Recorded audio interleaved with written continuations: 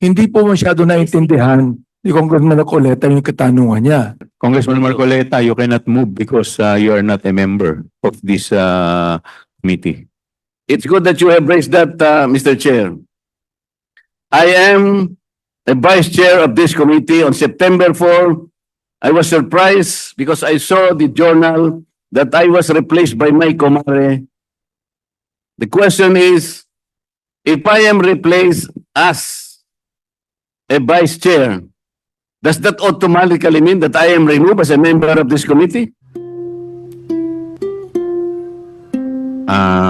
Just a quick manifestation with the indulgence of Honorable Marcoleta, quick manifestation of the Honorable Congressman Valeriano. You're recognized. Thank you, Mr. Chairman. And in relation to the manifestation of Senior Deputy Speaker Gonzales, ito pong committee hearing natin ay initial deliberation and preliminary determination of my privilege speech last September 3. Partly nung speech ko po, and I quote again, hindi pera ng pangalawang Pangulo ang Office of the Vice President Budget para sa 2022, 2023, 2024 at 2025. Pondo ng bayan yan. At yung iba po, pagkakataon na sana niyang patunayan sa Kongreso at sambayanan kung sino ang naging beneficiary ng kanyang mga socio-economic programs. At doon po, nilagay ko rin sa kanilang 2021-25 budget proposal, mayroong 977,615 beneficiaries at meron ding 793 strategic partnership noong 2023.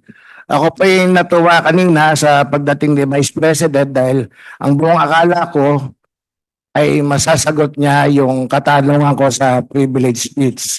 Subalit, sa pagtanggi niya po ng pag-take ng oath at halos hindi niya rin po sinagot ay nakakalungkot din po. At asahan po ninyo na kung sakali man na maging maayos ang kinalabasan ng COA findings, ako po ay nakahanda ulit na tumayo at magsalita ulit kung ano man ang magiging rekomendasyon ng Commission on Audit. Salamat po, Mr. Chairman.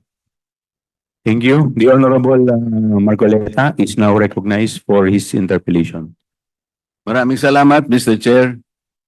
Mr. Chair, sasamantalahin ko na po ang presence po ng mga kinatawan ng Commission on Audit.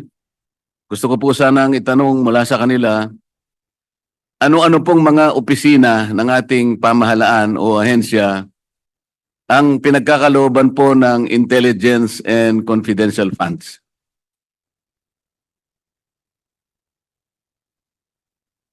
Attorney Camora, please respond. Confidential funds are given to NGAs, to LGUs, and some GOCCs po. Can elaborate, Madam Representative, sino po sa mga LGUs ang binibigyan po ng intelligence and confidential funds? Sa LGUs po,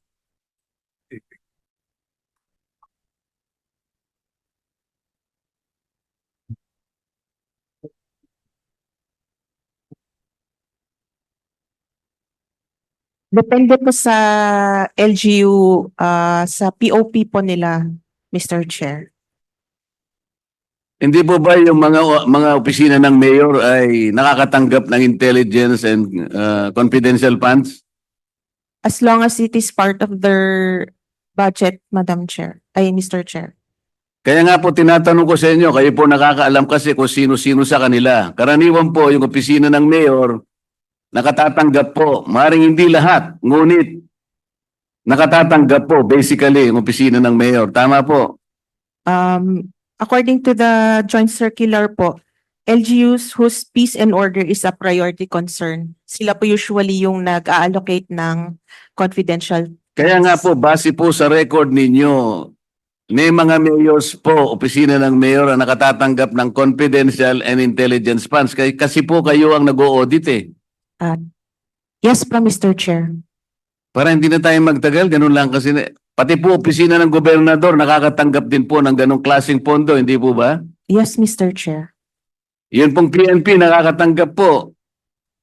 Intelligence fund po sa Opo, PNP. yung AFP nakakatanggap po. Yes po, Mr. Ang Chair. opisina po ng ating Pangulo ay nakakatanggap po ng intelligence funds. Yes, Mr. Chair. Ngayon po sa mga karamihan po ng opisina ng mayor at opisina ng gobernador at alimpang mga LGUs na maaaring makatanggap nito depende sa kanilang pangangailangan.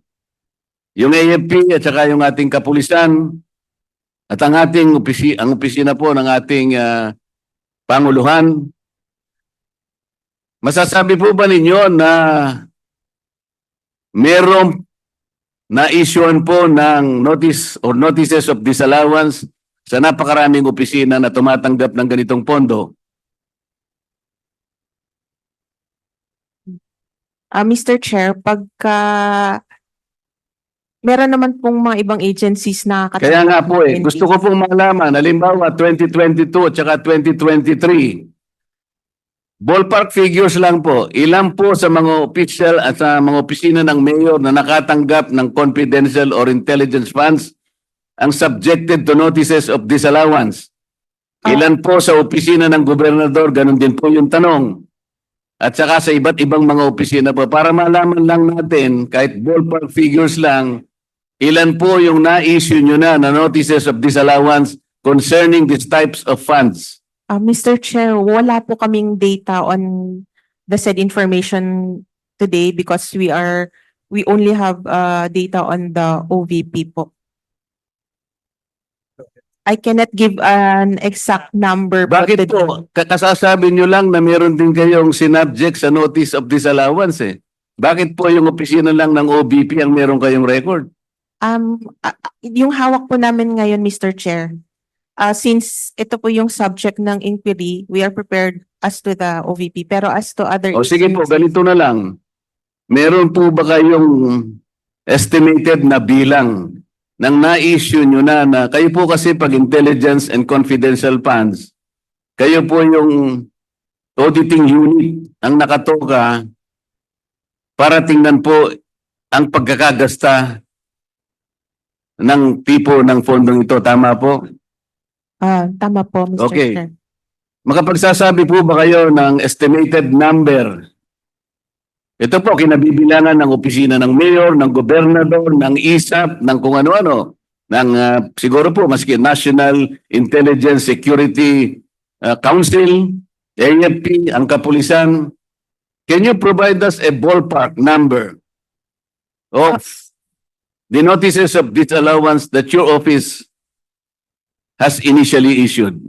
Mr. Chair, I cannot give you a ballpark figure now since hindi naman po ako involved sa entire ICFAO. So, Wala po bang isa sa inyo na nakaupo ngayon sa aming harapan ang makapagbibigay man lang ng estimated number? Napakarami po ng mayor, napakarami po ng gobernador. precisely, sir, kaya sa ibang division, wala po akong... Pwede ba natin sabihin 100 or 500 notices of disallowance? I cannot say po, Mr. Chair. How can you help us? We are supposed to be doing this in aid of legislation. Kaya namin kayo pinatawag para tulungan nyo kami. Mr. Chair, Sabi po ng jurisprudence, which was quoted by no less than the former Chief Justice of the Supreme Court, Reynato Puno, quoting various jurisprudence. Kasama na po yung Arnold versus Nazareno. There should be a legislative purpose. That's number one requirement. The number two requirement, there should be pertinency in relation to those legislative purpose. Kaya po Congressman Marcoleta, tinatanong you have ko- 1 minute. Tinatanong ko po ngayon, gaano karami, o sige ganito na lang, marami ba ang na-issue nyo po na notices of disallowance in connection with these types of fund?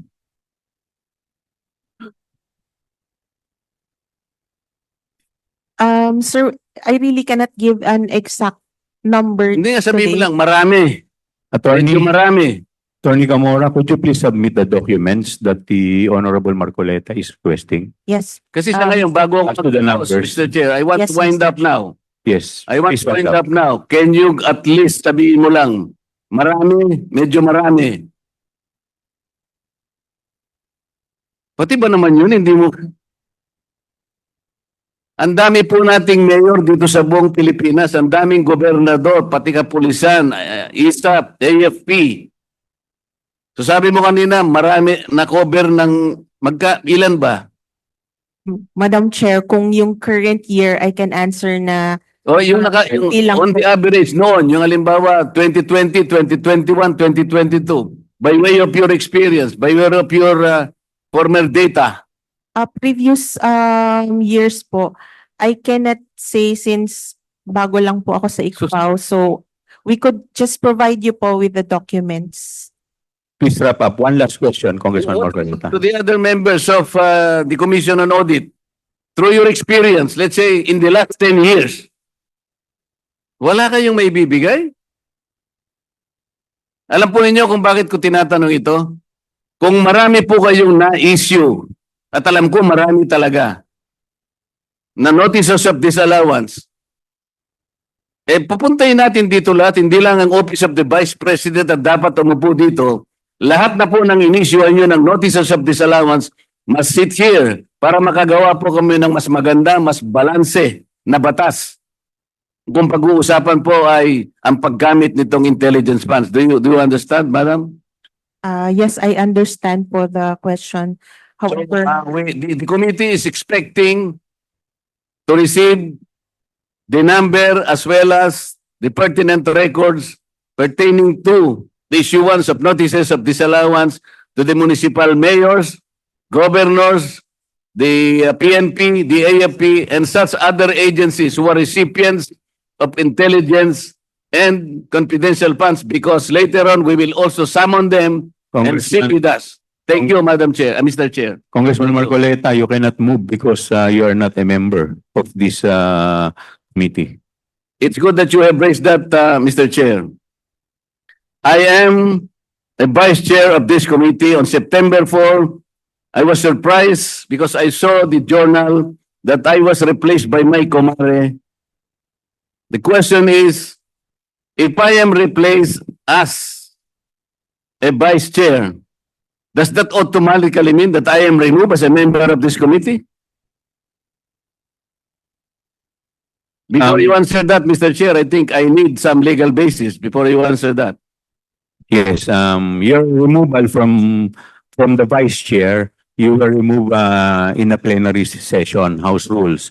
Now, under section 28 of the House Rules, it provides that the House shall, upon the recommendation of the Committee on Rules, organize committees, their membership, and jurisdiction. Therefore, your removal as vice chair and member of the House was a plenary action, and therefore, it should be the plenary who should include you as member or as vice chair. Thank you. Mr. Chair, it was very clear that I was removed as vice chair. I was not removed as a member. Because you were There is this distinction between being a member and vice chair. If I Yes, was but- removed as vice chair, but your appointment as vice chair, you were not appointed as member. Your appointment was as vice chair. So hindi naman po kayo Mr. Chair. po na as member bago kayo ginawang vice chair. Your immediate appointment was as vice chairman, and therefore your removal as vice chair will remove you as member also. Yun po yun. Yeah, If it's that a is plenary your- action, the committee has nothing to do with it. that is your opinion, Mr. Chair, but I am expecting that some kind of a basis should be presented that upon removal of a vice chair, that automatically also removes him as a member of that committee. That's all I am asking, Mr. Chair. Order, Mr. Chairman. We have already answered the manifestation or the inquiry of the Honorable Marcoleta.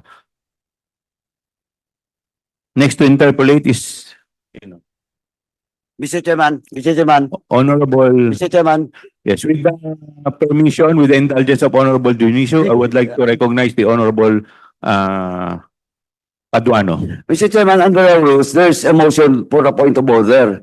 And this is one of the highest motion that should be ruled by the chairman. So, Mr. Chairman, just a parliamentary procedure. The chairman should recognize the person that moves for a point of order because that is one of the highest motion that should be recognized by the chairman. Thank you, Mr. Chairman. Noted, noted. Mr. Chair, Honorable Vice Chairman Abante. with the indulgence of Congressman Junicio, may I be recognized? Mr. Chairman, Yes, with the indul- just a point of inquiry. There's a motion for a point of order, and I have stated that is the one of the highest, well, in fact, second highest motion. So the chairman should rule on that point of order that was raised by, I think, it's Congressman Valeriano. My point of order is that the chairman already ruled na he was removed as vice chairman of the Committee on Good Government and Public Accountabilities. That's It was already answered, it was already ruled, Your Honor. Thank you, Mr. Chairman. Thank you po. Mr. Chair, With the indulgence of Congressman Dionisio, the chair would like to recognize the Vice Chairman Abante. Mr. Chair, a while ago, COA has answered the question of Congressman Romy Ako as far as the difference between an intelligence fund and confidential fund. Can you please repeat that? Meron ba kakaiba ang intelligence fund saka ang confidential fund? Yes, Mr. Chair. Ang Intel Fund po, it is given to uniformed and military personnel and intelligence practitioners. And the purpose is for activities that have direct impact to national security. For confidential fund, they are given to civilian government agencies that are intended to support the mandate or operations of the agency. Okay, Mr. Chair, therefore, ang intelligence fund, hindi confidential fund. Yes, Mr. Okay, Chair. pero kanina, yung pong question ni Congressman Marcoleta, sinasabi niya palagi confidential fund or intelligence fund. Am I right? They are separate po. O therefore, hindi po masyado naintindihan ni Congressman Marcoleta yung katanungan niya. Sapagkat kanya pinareho ang confidential fund at ang intelligence fund.